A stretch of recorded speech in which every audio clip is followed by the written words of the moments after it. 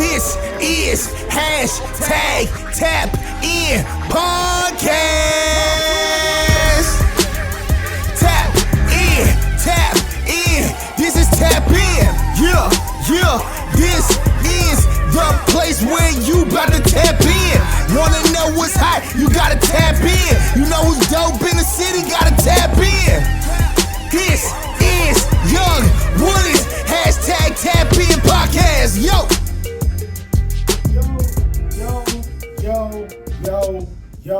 This is your boy, Young Woody, and today here on hashtag Tap In, I got a Austin, Texas vet in the city, man. I've been doing music for quite a while in the city, and she's been around all of it and before it. She's been here for a good minute. She's from the city. She's always been a good light in the city. She's one of the few people that I've seen, no matter who it is, if she fucks with the music, it don't matter from who it's from, she doesn't have a pick-up favorite. She supported if she fuck with it, man. And that's something that I really like. And as y'all know, Austin, I don't really put nobody in this chair who don't deserve to be in this chair. So, with no further ado, hashtag my people, hashtag Tap In, I give y'all Miss Demeanor. What it do? How you doing? I'm good. I'm blessed and highly favored. How you doing? I'm doing excellent. Now, I want to start this off, man. Where does your music journey start? So, for the people who don't know, where did that music bug start with you?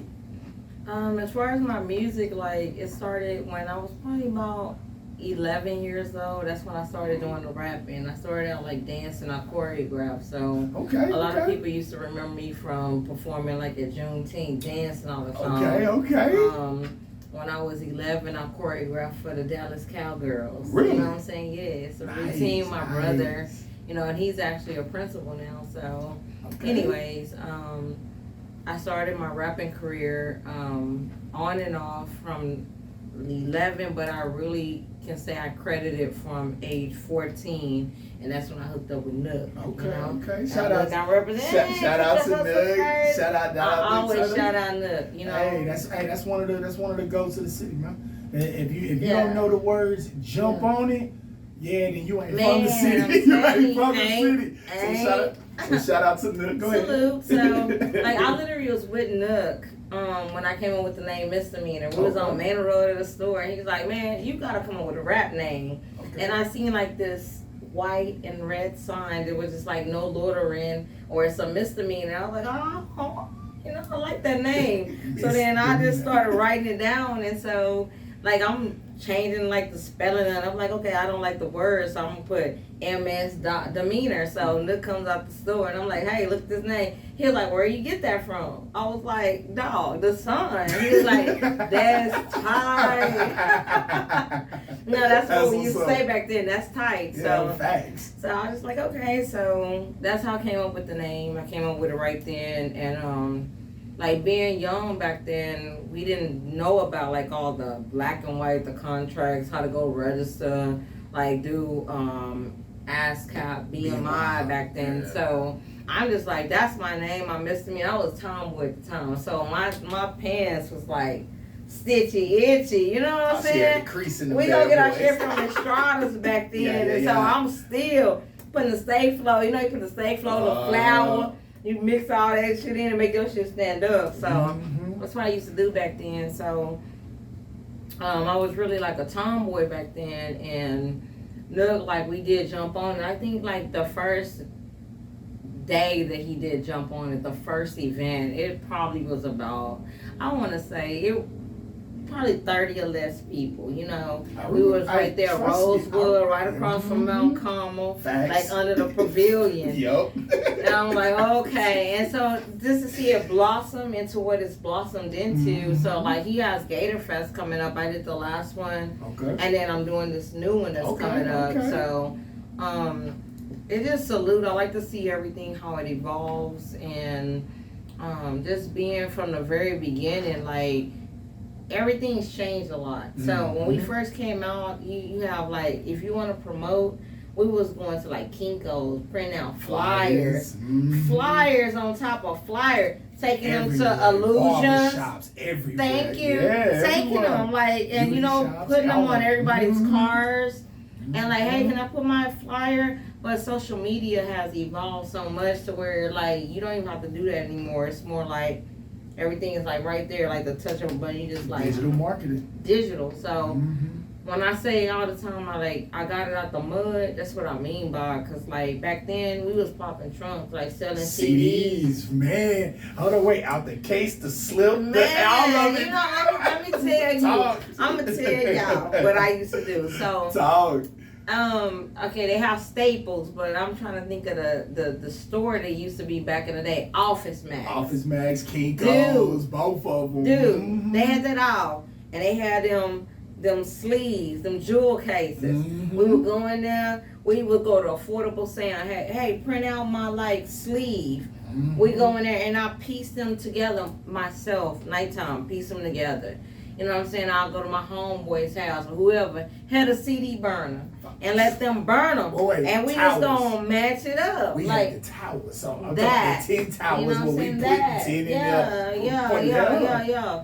So that's what we used to do. So anytime I had a project coming out, I knew, hey, look, you gotta go to Office Max, you gotta go to Affordable Sound, and then piece it together. And I didn't mind. So I think when I did Illusions, I had like 200 CDs on me.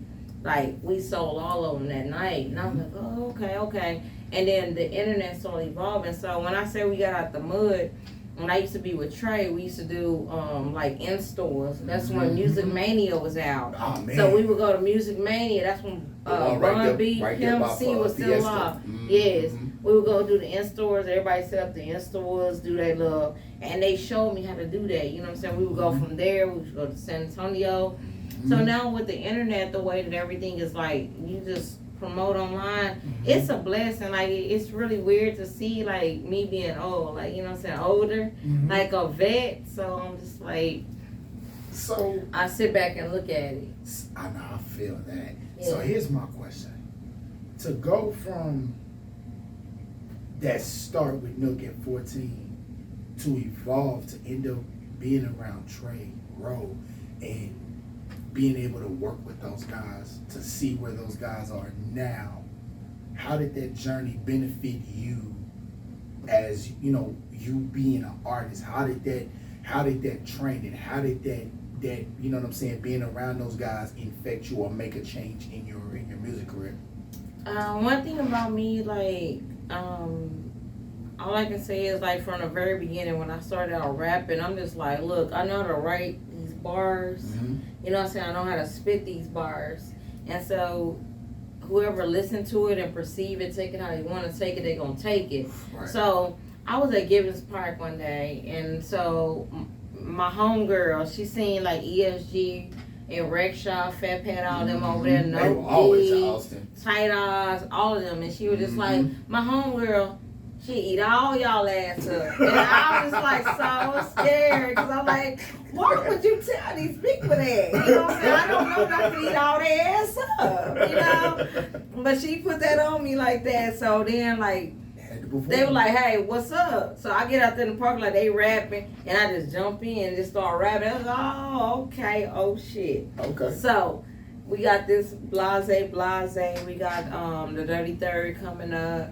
We're gonna come get you, you know what I'm saying, come do this song. So I was just like, okay, whatever. I didn't take it like that, you know what I'm saying? But then the very next week, they hit my homegirl up. They hit her before they hit me, because they was like, because she was the one with the shit. So they was like, well, that girl, get that girl. So we drove up there, we did Thug Love. Okay. And it turned out really good, you know what I'm saying? I was like 6 months pregnant at the time, and young. I was 19, you know, and had my son when I was 20. So it turned out to be like a really good song. And to this day, it's like a Texas classic, you know.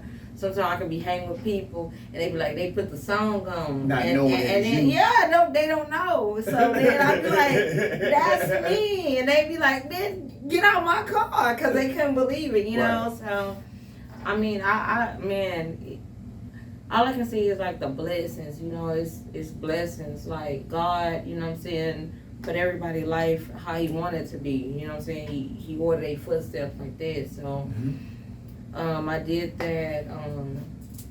Busy them came down here with me. Bone Thugs and Harmony came down, and you know what I'm saying. Busy stayed with me and my ex-husband for a whole week. You know what I'm saying? Man, he was going through like a lot of stuff, and people were exploiting him, doing a lot of stuff to him, and I never did that. You know what I'm saying? I just like, hey, this is a person. At the end of this is a person. You know what I'm saying? So he talked to me, he sit down.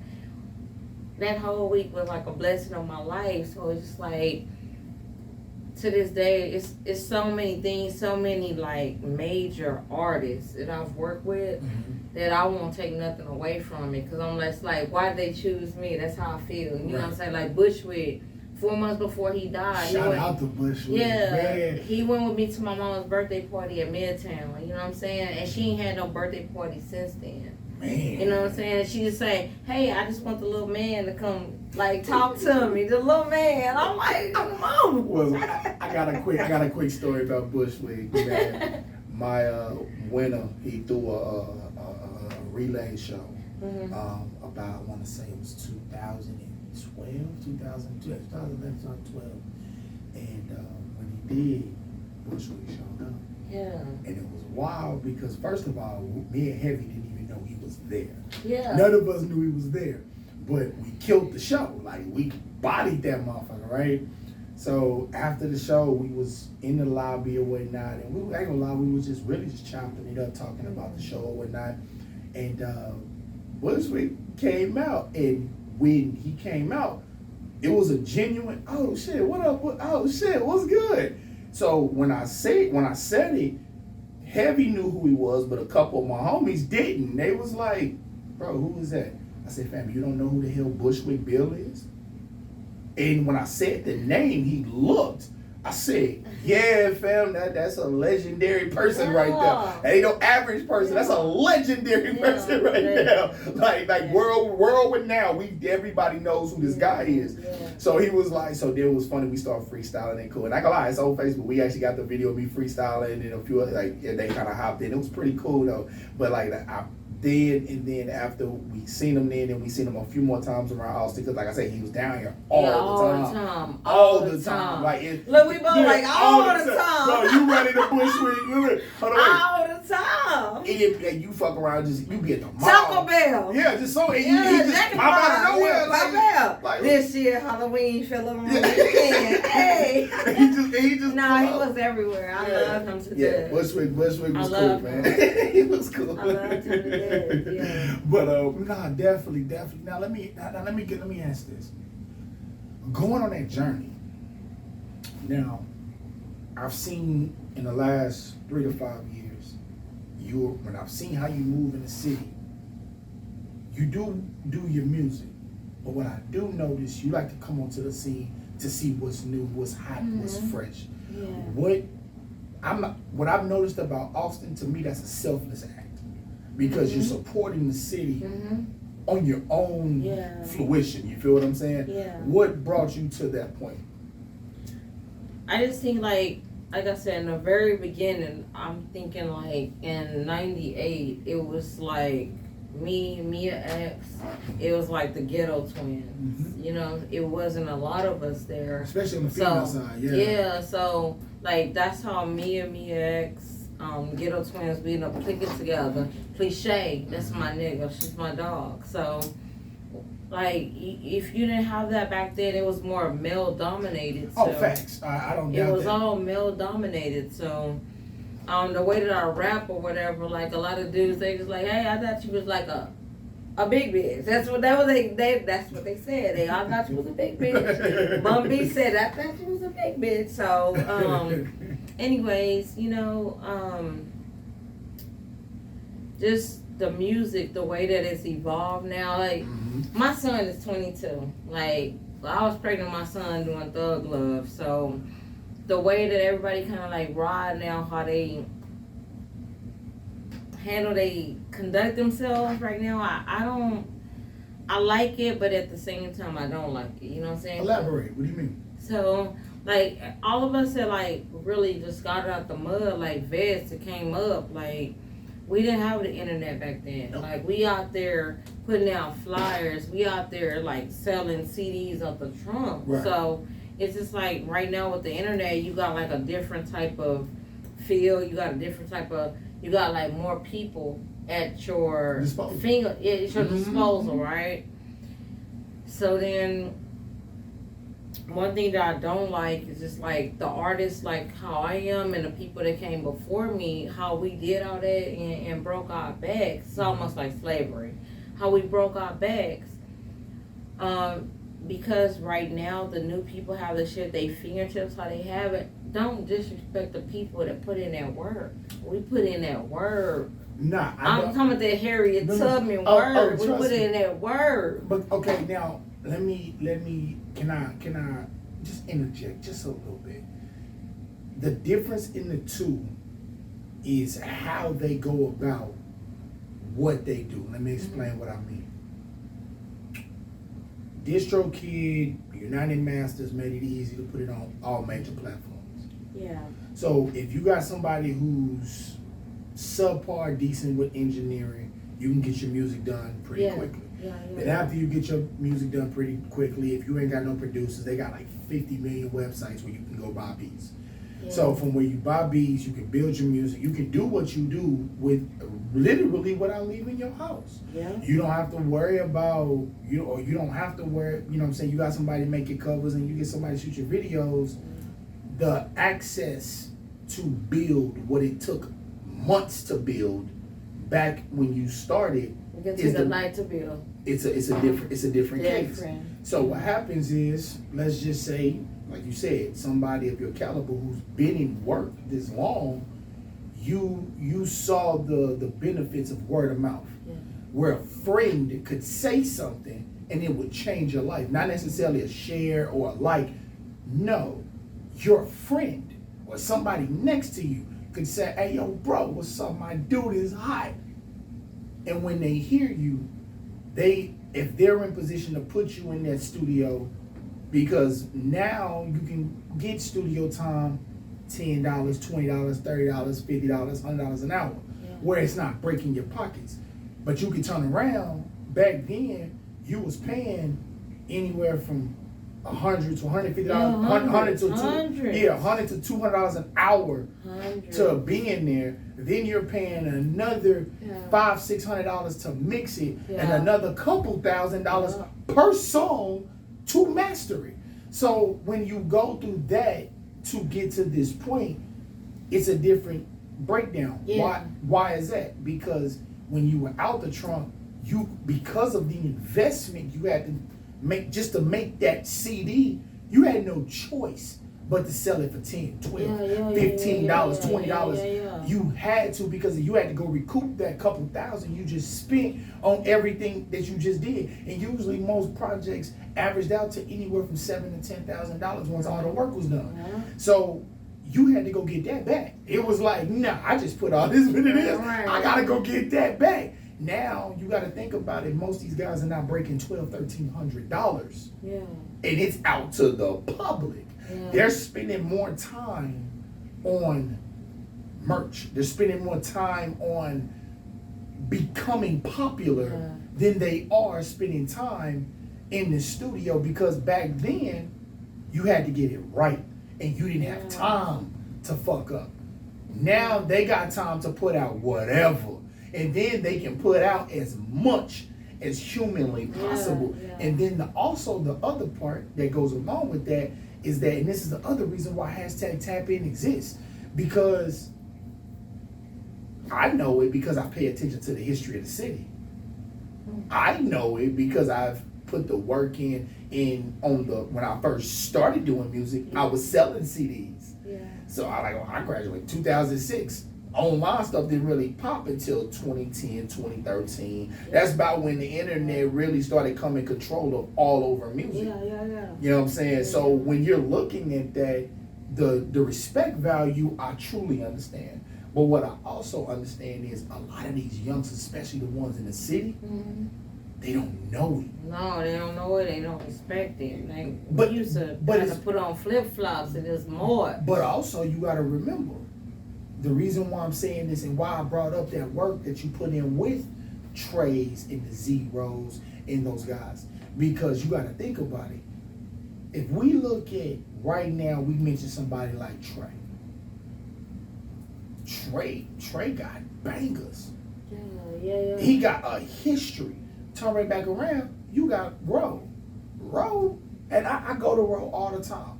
Roe has a song that the entire state of Texas, this man has had countless amount of projects, mixtapes and albums. What song you talking about? Mo City Done. The entire state, no matter where we are, he can, and I'm not wishing this. I'm just, no. Go to your mama.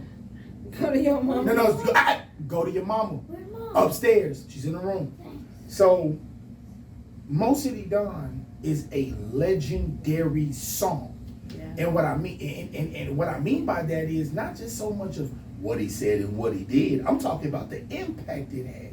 Now, the song that you made with them, Well, a little crazy. We got like almost 2 million views on it. true enough, but here's the difference. 2 million views, but yet an entire city in which you're from don't understand or yet even identify that you're on it.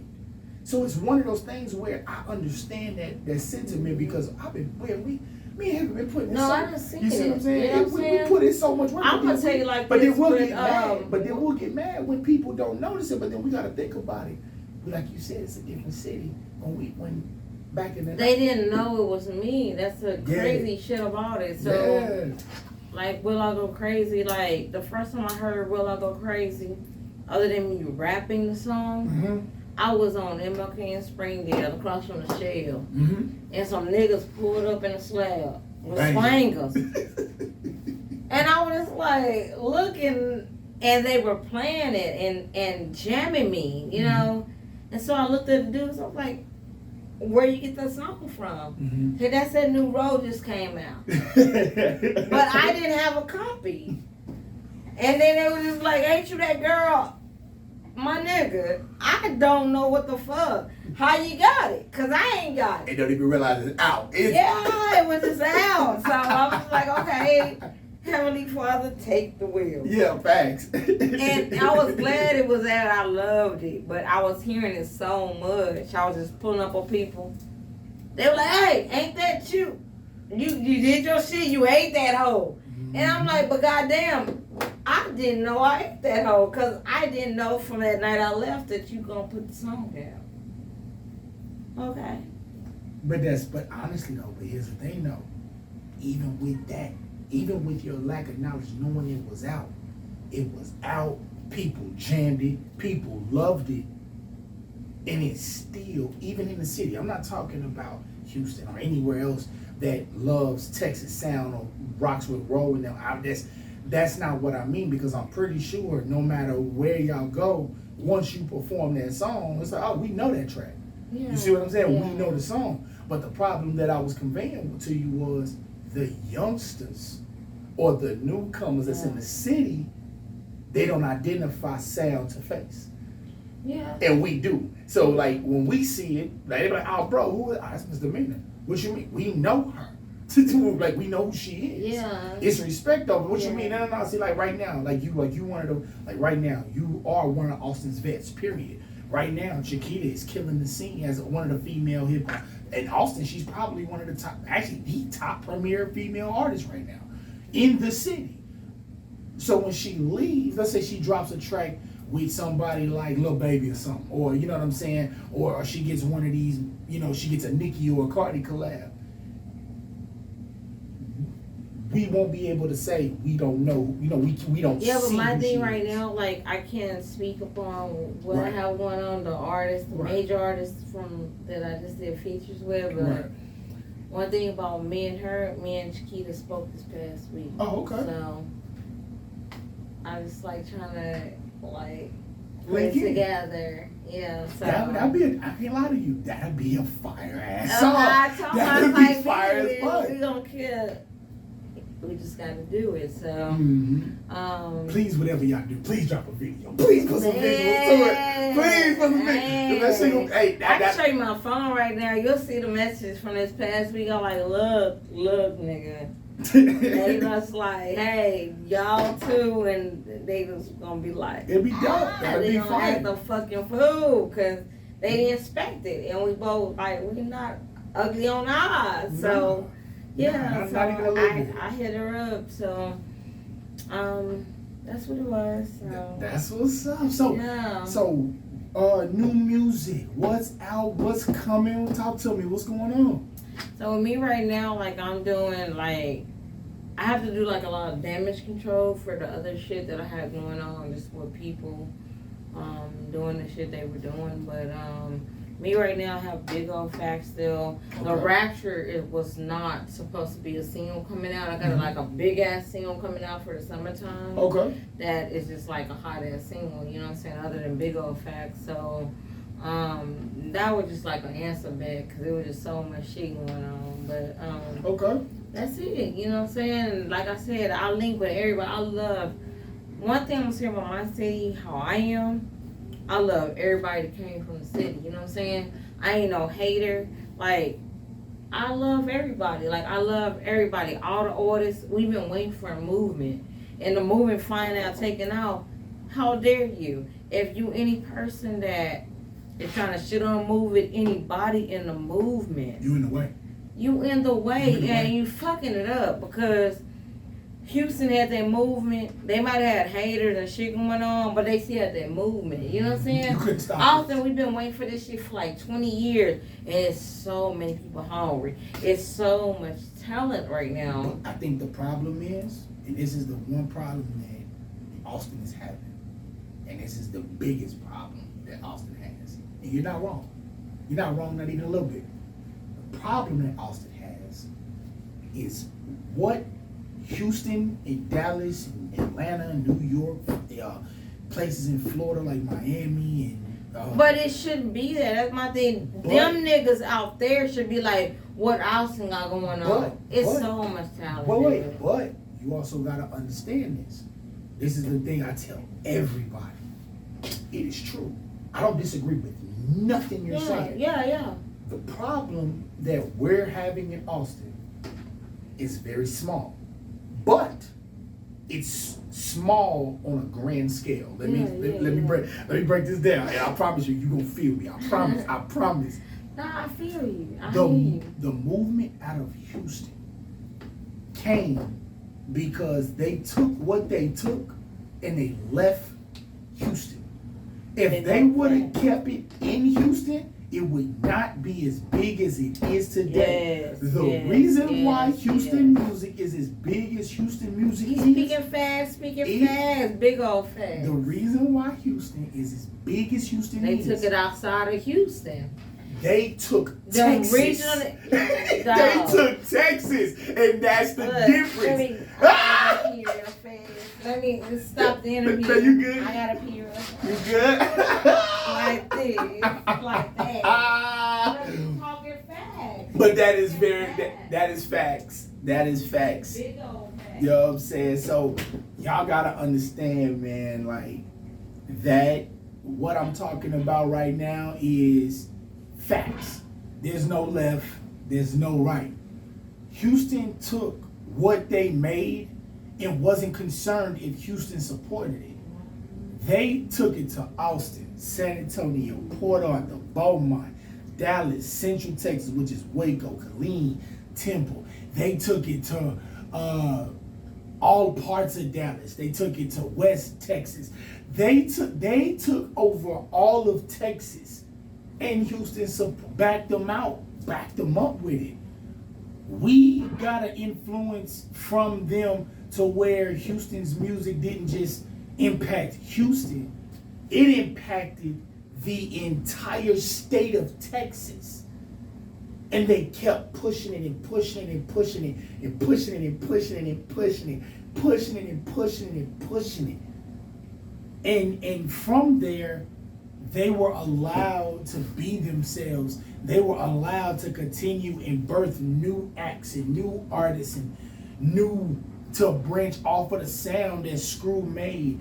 And I ain't gonna lie to you, even if you took it back to Ghetto Boys, they still took it nationally. So you gotta think about it, from Ghetto Boys to you got Smackola, you got Destiny's Child, you got, man, it's so much talent that came out of them leaving their city. And when the first broke, they didn't stand by and just let one break. It was one, then they came back and got more. Then when they broke, they turned around and came back and got more. When they broke, they came back, turned around and got more. Come on back on here, you good, come on in. So the breakdown of what they did is where Austin is. Now here's the difference. Here's the major difference between the two. Austin, Dallas, Atlanta, Louisiana, parts of Louisiana, you got Baton Rouge, and you got New Orleans. That's Boosie and Wayne. You know, you got like you said, you got Juvie all the way down to NBA YoungBoy. So you literally gotta take what Austin is right now and go, okay, yeah, there's a bunch of talent. The main question I got, and this has been the biggest question that a lot of people have to ask about Austin. What is Austin's sound? And and I can answer that. Austin is a lyrical city. It's not like Dallas. They dance. Their music is built to dance on. Houston music is built off the back of Screw. Unless you're talking R&B, then you gotta bring up Beyonce. Because without Beyonce, you don't have without Destiny's Child, you don't have an R&B scene out of Houston. But then if you talk about rap, you gotta talk Ghetto Boys and Screw. And when you talk about Swisher House and all of these places, but it's Bam and Faculty too. All them niggas, street military. All of them. Lil Fleet. All of them. But here's the thing. All of them. But when they broke, they didn't stay there. They left. So what we're waiting to see out of Austin is not so much who gonna blow up out of Austin. Who is about to take this, leave, and when they leave, make an impact so big with their movement that it allows them to have the impact that Houston did. And right now, because Austin is in the shadows of Houston, it's always been in the shadow of Houston. Always, yeah. It's the haters though. Like, come on, somebody gotta stop it. The difference is, when you started, it was only 600,000 people in Austin. Yeah. We are just in Austin city limits, we're at 1 million. If we add the surrounding areas, which is Georgetown to San Marcos, no, I go Georgetown to right there to Buda, go to Cedar Park all the way to Elgin. If we take that perimeter, there are 2.7 million people in the city. Yeah. It's not the same city. Now we got the potential numbers to make the noise, to make the movement, and then move it. And that's really what it is. That's where we're at now. So now we're at the point where the ceiling, it can't take no more. It done cracked so much. It's about to bust. It's about to bust right through that bad boy. So right now, so right now, if they're looking for Miss Demeanor, they looking for your music, where can they find you? Social media So Miss Demeanor right now, you can find me at MSDEMEANOR_21. That's my IG. You know what I'm saying? So Miss Demeanor, I'm at the same thing, MSDEMEANOR Simpkins. That is my government name. I had a plantation people name, but it's okay. We won't talk about that. But on Facebook. So yeah, same thing. I'm gonna keep it moving. You know what I'm saying? Like I said, I'm not static. I support all artists, especially if they from Austin. I'ma support them. I don't even give a damn they just shit on my name. I support everybody that came from this city. Whether you east side, north side, south side, west side, like everybody doing their thing right now. So with me, I just sit back and I like all the artists. I like everybody because we all in the same movement. We ain't all gotta be friends, click up, tight, gang. But you it's know what I'm nothing saying? to support though. But we are from the city. You know what I'm saying? Mm-hmm. We from the city. So I don't care anybody like beef with me. I don't beef with anybody, but anything, we're from the city. You know what I'm saying? I don't care if you from the east side, whatever side you from the city. Facts. And I'ma always back up the city. Cause I claim Austin. I'm not from Houston. Never told anyone I'm from Houston. ATX, baby. They came here and found me. I'm all Austin. You know what I'm saying? Anybody want, if you ever want to find me, pull up the 1600 Springdale. That's where I'm at. I'm at my mama's house every day. So, one thing I want to say about the people in Austin right now, like the artists, the movement that's going on right now, I respect it. Like, I'm behind it 100%, 110%. The females, the males, like everybody, like I just want us all to get out the mud because we've been an underdog for so long and there's so much talent here right now. So anytime I see somebody coming up doing that shit, I'm like, God damn it, fucking shit, nigga. Like I'm just like, I don't care. You can have some niggas I don't even understand, but I'm just like, nigga, you can say you from Austin, I'm gonna rob that shit. I got you. That's how I do. That's just me. Like I don't even care. Like. You know what I'm saying? Even if a person lyrics ain't up to par, and they might suck to other people, but if they are doing numbers and they really dedicated and they, you know what I'm saying, just focusing on their craft. You know, I really back those type of people. You know what I'm saying? Mm-hmm. Like the people from the South Side, like Nez, all them. Mm-hmm. I don't know them. Like I didn't know them when I first like just pop back up. Mm-hmm.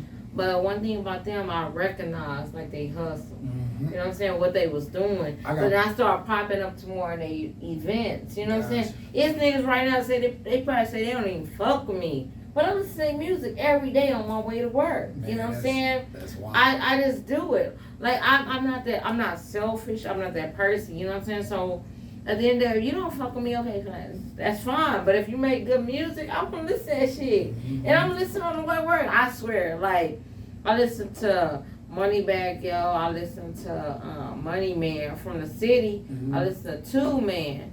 I listen Shout to out different to you. people, you know what I'm saying? And they could be like, I don't fuck with her, but I'm like, hey, Miss Emma, I'm gonna tap in. You know, I don't give a fuck. Like, I'm gonna listen to that shit. It's wild because I didn't get put on the Nez until he did a feature with my Kinfo G Dollar. Yeah. And when he did that, I believe the name of the song is I Want the Smoke. I Want the Smoke, and they did a video to it. And when I remember hearing the song because I went by the studio with my Kinfo. He had it, and he told me this is the feature he was about to do. Yeah. I'm like, okay, cool. But then I turned around, they posted that they did the video to it. I was like, okay, yeah, this on fire. I was like, yeah, that boy can rap. So, and for me, I'm not gonna lie to you, I feel a little bit different. I'm gonna tell you why. I like talent. Mm-hmm. I love talent. If you put the work in, I'm gonna stand behind you. If you got, I'm not a person to tell you that your music bullshit, but I'm the one to tell you I won't support it until you get better. Yeah. And what do I mean by that? I got youngsters around me, youngsters do music all the time, and they eat. yes, they do. I promise you, they do. They eat because I got some youngsters around me. They eat. But here's the difference. They ain't in the forefront though. I ain't worried about that. Yeah. You know why I'm not worried about that? Because I'm the OG, and the reason why I say that is because a couple of my guys they'll go like this, man, this, that, and the fourth, this, that, and the fourth. What you worried about that for? What you mean? Keep working on this. I remember when them boys, they hit me up, they sent me the music. Boy, they got a lecture. And they was like, what you mean? I said, boy, I don't care how hype you is, you ain't putting this out. What you mean I'm not putting it out? First of all, you need to go back and tell that boy to mix this. If he ain't mixed this better, bro, don't put this out. What you mean? Bro, I got a degree in audio engineering production. I'm telling you. It don't sound right. It just don't sound right. This ain't mixed. Up the par. It ain't mixed. Go get it done. And then they'll come out. They'll be like, "What you talking about? What you talking about?" So then I'm like, "Come to the studio." So they'll pull up over here and they'll go, "Man, what you mean?" And I'll play my music, and I'll play somebody else's music I mix, and then I'll play one of their favorite artists. I say, "You hear a difference?" And they'll go, "Nah, the sounds they about the same." And I'll play their music. What's the difference? If you gonna rap, do it right. Yeah. And then, you know what I'm saying? If you gonna spend the money spend the money. And if you keep going to these other guys instead of pulling up to me, I'm gonna just keep looking at you funny. Everybody gonna tell you to get it out the mud. But here's the thing. Getting it out the mud means doing it the right way. Because doing it the half-ass way ain't gonna cut it. So a lot of times when I go out, I hear shows, I hear all this, I'll tell boys, hey yo, the song will be dope, but you didn't do that right. Yeah. And I'll tell, and the reason why, because I want them to be the greatest. I want to see look. I want to go to a show, and when I perform, I can't even cap with you. For real. I can't even cap with you. I remember not too long ago, I had a show with Roski. I had a show with my boy Roski at the, and it was right there at the Smokehouse, right there on St. John in North Lamar. And when we went to perform, there was a couple guys up there. They were okay. They wasn't great, but they were okay. They were dope. You know, it was worthy listen. Yeah. Turn right back around. 3 of my young boys, they put on performances I've never seen them do before. It was like this. Hold on, wait. They had me like this. I was like, what the? I was like, when I say we were dumbfounded, as a person who knows. Tripping with yourself. Like, what is it? Keep in mind, I go on next. So wait, I'm watching these boys. At first, I ain't gonna lie to you. The show was gonna be chill. We was gonna definitely perform the music, but it wasn't gonna be chaotic. We wouldn't have to go. Yeah. I wasn't anticipating. This is real talk. You as an artist know this. There are times where you can put on a show, and I'm not even say the bare minimum. I would say you don't have to go crazy. But you can definitely perform and have a good time. I'm gonna do that this weekend. I'm gonna do the bare minimum. But you're gonna put on a dope show. These guys put on a show that made me go, oh, these boys got me fucked up. I'm gonna have to go up here and show out real quick. Oh, I had to go. Cray. Hey, these boys were nuts. But that's fuck it up. And that's the energy I want to see from everybody. Yeah. White Side, Easter, G Dollar, I don't care what man. I don't care what side of town. No. All of them. Nook too. What you mean? Monday Nook sit here. What? I said no. Like nigga. No. I was saying like Nook. I was saying it like nigga. Like no. Goddamn, let me rephrase my shit. No. And this is why this podcast exists. Yeah. This is why #TapIn exists, because I want the city, I want the nation, I want the world to know this is what's here, and it's vibrant and it's beautiful. So I got my girl, Miss Demeanor. I am your boy. Hey. Go ahead. It's my boy. Young Woody. Young Woody. And this is fuck it up. Tap in. Tap in. And we out this bad bitch. Big old facts. It's been a pleasure. This is #TapIn podcast. Tap in. This is Tap In. Yeah. This is the place where you about to tap in. Wanna know what's hot? You gotta